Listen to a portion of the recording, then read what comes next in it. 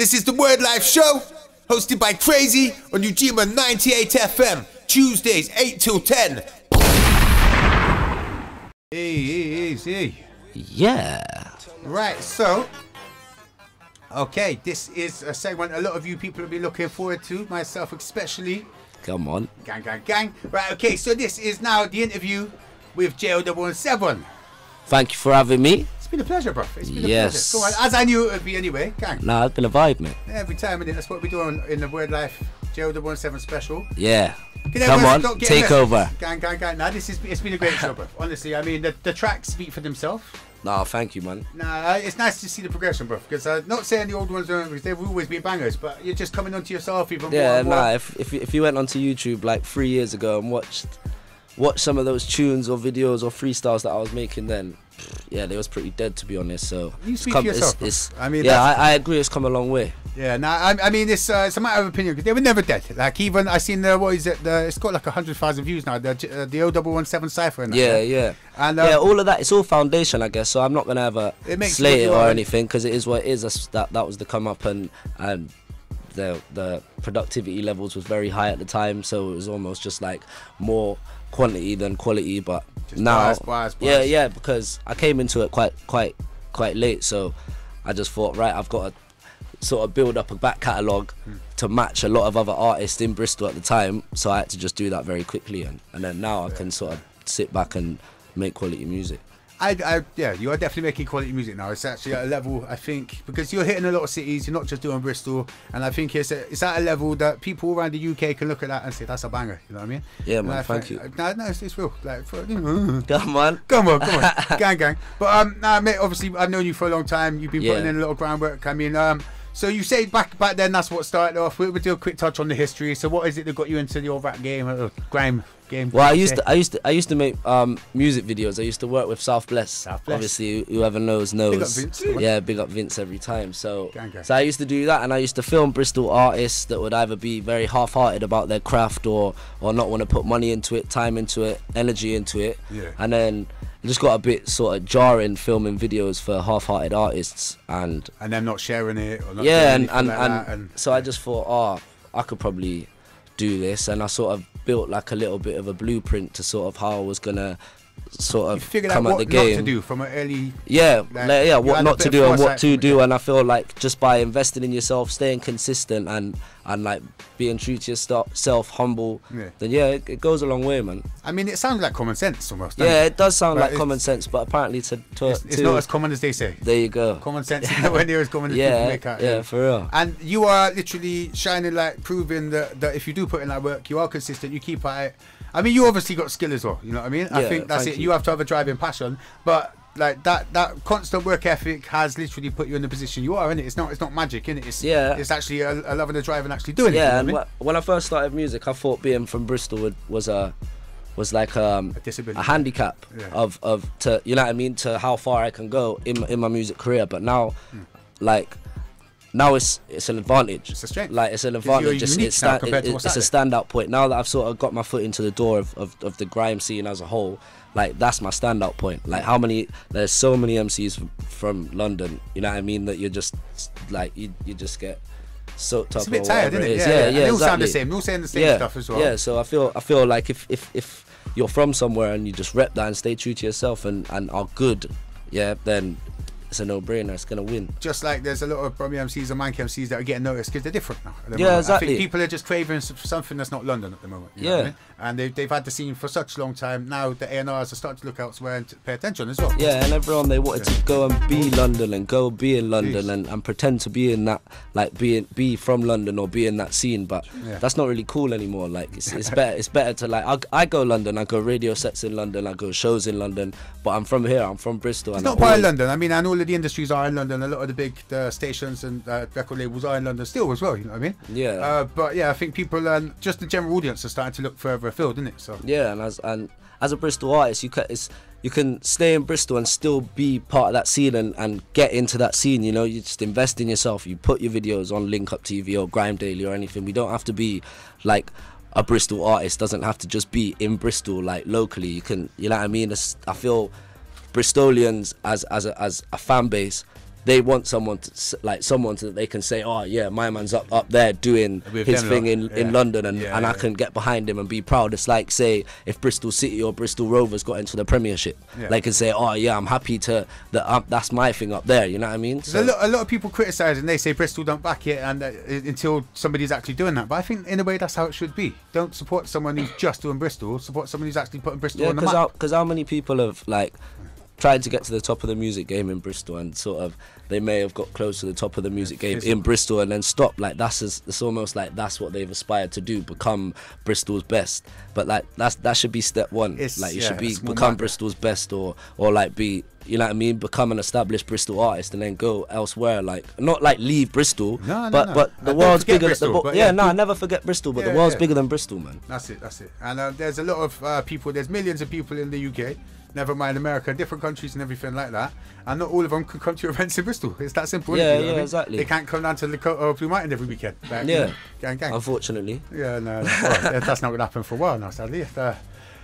Anyway, right, so fair. I mean, so you're saying go out and network and everything and hit up other stuff. Yeah, and invest in yourself and investing's an important thing, you know what I mean? Yeah, that's for real. I think not just money as well, time, energy, money. Like invest in yourself. I mean, money is a big part of it, but you know what I mean, time's one of these things. Like you're in studio, I mean, I come to the studio, I haven't been there for a while, fair play, but like you're in there all day long, every day, just working hard, isn't it? You know what I mean? Yeah, and by doing that and investing in my own studio and my own space to do that, I wouldn't have got to where I was if I didn't have my own studio, because that's a place where I can go do my thing, listen to music, make music. Like I don't have to go and book studio time or you know what I mean? So yeah, definitely. If I hadn't invested in a studio, I wouldn't be here. Yeah, and I think that's one of the most important things, man. And it's not cheap.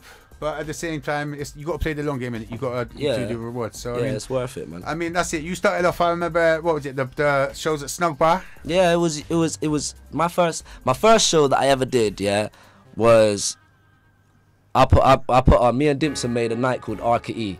Yeah, or Basement 45, because nobody wasn't booking us, and then you booked us. And then all my other shows was Wordlife and Snug Bar. So big up Krazy for putting those on. Come on. And that was that from a long way off. Yeah, and that's where sort of like all the live performances sort of built. Like you know what I mean? It was. Well, you done the pot of paper one for me as well, innit? That was nuts, bro. Like you fully shut that down, bro. You know what I mean? Man, I enjoyed doing. And I think from that and the ciphers and the other things like that, people started noticing. You know what I mean? Yeah. And then that sent you on some warpath, I think, innit? That just for real, like all of that, and then.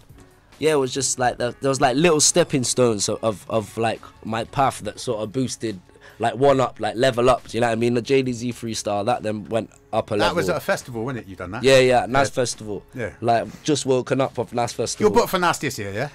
Yeah. All right. If not, we'll speak afterwards, innit? Yeah. I was chatting to Chris yesterday about it. We got you covered. Yeah. I was speaking to Chris. Yeah. All right. But yeah, and then I did that clash, remember, with Chew when you was there. Come on. That was you just saw. I forgot. You know, I genuinely forgot that was another part of the thing, innit? Yeah. That was like probably. Go watch that. That's still on there. You. What was it? It's you and his mum and. Me and Linda. Linda had to get away. So, my days, that was amazing. What a clash! Brilliant. Yeah. And that was probably about. I forgot 3 months I was spitting, and then I just thought, you know what, I've got this whole list of things that I need to tick off to try and get to where I was, and a clash was. And one you of them. obliterated him. And, yeah. Brother, I'm glad I had the opportunity to say hello, fella. Honestly, little proud moment there for man, because you've done us right. You know what I mean? You actually killed it. So again, one more of them. Respect, man. Thank you. Okay, so from that, then you've done the Red Bull clash. Yeah, and then did Grime Aside, which we should have got to the final. We should have even won. It was a brilliant opportunity. Like. There was definitely, like, even though it was all a bit controversial at the end of it, but do you know, I think sometimes when you don't win, you win. Nah, that's what I feel. I feel like a lot of people seen like my clashing on that thing. There's a lot of man of the matches that I got on there. I didn't get to the final, but it done so much more good than it did bad on there. Well. Like, a big up to everyone else, Dimpson, Double and stuff like that. They killed it, but I think you were the shining ray from our Bristol squad, like that literally stood out. And that's not a part of anyone else. That's down to your hard work and what you've done. You know what I mean? Yeah. And I think you fully backed the city and got a lot of love as a result from that. Yeah. And then after that, was it you done that football one with Ems, wasn't it? Or was it? I did that football. I did the Eyes. Yeah, I did a football clash in Derby with Eyes. That was John. That was just a bit of beat him on that as well. Let's be real. Like, you had come on. So I like this clashing thing. And then after all of that, like I said I'm not gonna do another clash unless it's Lord of the Mics. Until it led and up then, to this. and then what was it like? 1 spoke days it into ago? existence. Yeah. Well, that's the laws of what's it called? The secret or what? Isn't it? I don't know what you're onto. Laws of attraction. That's what I was going for. Yeah. Yeah, I was very attracted to it. Gang. Yeah. Anyway, so basically, Jammers hit you up. You're now doing Lord of the Mics against that Tommy B, is it? Or something? I think his name's Tommy B, yeah. Yeah, Tommy Robinson's kid or something. Yeah, something like that. Yeah, he listens to too much Devlin. Yeah, so I'm clashing him. He's alright, I'm not gonna lie. Nah, he's a sprightly young talented kid. He's got a bit of a high pitched voice and he chats quite fast. But he's a good I MC, think you'll man. have him, but at the same time, you know what people like in battles? Some people just go full ham all the right in, so yeah. Never underestimate the competition, innit? Nah, never ever. Nah, he's hard. Big men have been taken out by little dudes as a result, you know what I mean? Like, but mate, I've got every faith that you're gonna shut him down, but you've got the city supporting it there. Yeah, you have to have that going. I've sat there when you had the other competitions in the studio with you and seen how you get into that battle mode. You know what I mean? Man's literally like walking around like Mike, was it Muhammad Ali? You know what I mean? Got that full flavour. I'm fully in war mode when I'm in studio at the moment. Bro, and this is a big one, so you've got to really do it. I mean, you've got the city behind you for that one, so that's a big thing. So when is the battle actually happening? It's supposed to be late February, early March. Supposedly. Are they not all doing them on one date then? They get each people up. That's all I've heard. Okay. So I don't know. I'm just writing. Just get prepared for it whenever it is, and then they shut us. Yeah, man, wicked. All right. So okay, music out and stuff like that. Now, obviously, you got a lot of videos on all of all the channels, Grime Daily, JDZ Media, and things like that. You had a CD called View from the Slicks. Yeah, Views from the Slicks. Now you said that was all produced by Audio Slugs. Yeah, all of it. Yeah, man. But that's available. How can they get hold of it now? If people just stream it. It's on Spotify, iTunes, everything like that. Yeah. Now you've got previous CDs as well. Now prior to that, and then there's some other ones. Yeah. What are they all on the streaming sites? Activated EP. It is what it is. Yeah, they're all on Spotify. Just type in Jay0117 on Spotify or iTunes, and there's a good list of them. And go ham. Yeah. Go on, my lad. How many CDs is it now you've done it? Started off with the Slicks tape.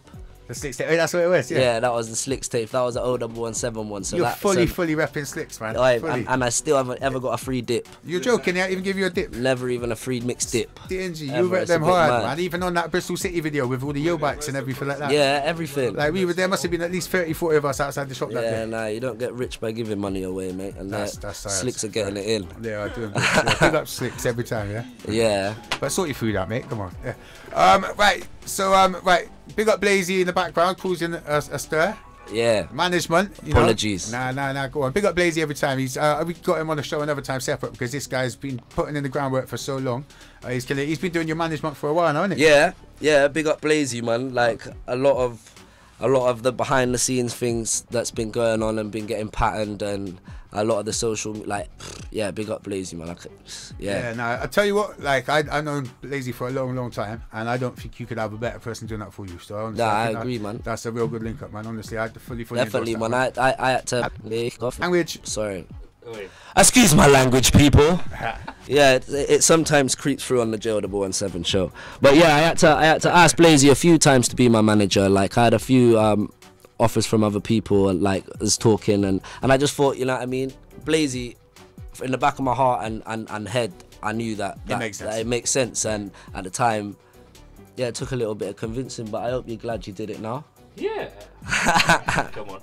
Was that what we're going to get from you on there? No. I don't even know what to say, really. I just thought I'd tag along so I can go to McDonald's, really. My G, I get it. I got you in. I'm going to bring it all out of you on your separate interview. I'll have to check the date, but literally a few weeks' time, we've got a Blazy show, so I might even have Jay come back for that. Yeah, man. You'll have some guest MCs. Well, yeah, unless you're going to MC for the last part of the show. No. Didn't think so. All right. Okay. Blazy knows more of my bars than I do, man. You know what? I don't doubt it. And I bet he's got bars there waiting that he does unleash secretly. You know what I mean? I got a reload the other day at Motion, you know. What, for spitting? Spitting bars, yeah. Jay's bars, but I still got a reload. I love it. That's brilliant. That's brilliant. Right, okay. I'll invoice you soon. Jeez, I'm pleased. Right, we've got about 10 seconds into the advert, so I don't want to take away from the bars bit. So basically, if they want your music, just type in Jay0117. Yeah. Whack it in Google, mate. Whack it in Google. All right. Well, that was the interview. Ask Jeeves. Is that still around? Yeah, Yahoo it. Yeah, all of that. Gang. All right, well, yeah, wicked. Thank you for doing the interview. Next up, after the commercial break, stick around. We have live freestyles, so that one's going to be fire. But yeah, that was the interview from Jay0117. Yeah. Gang.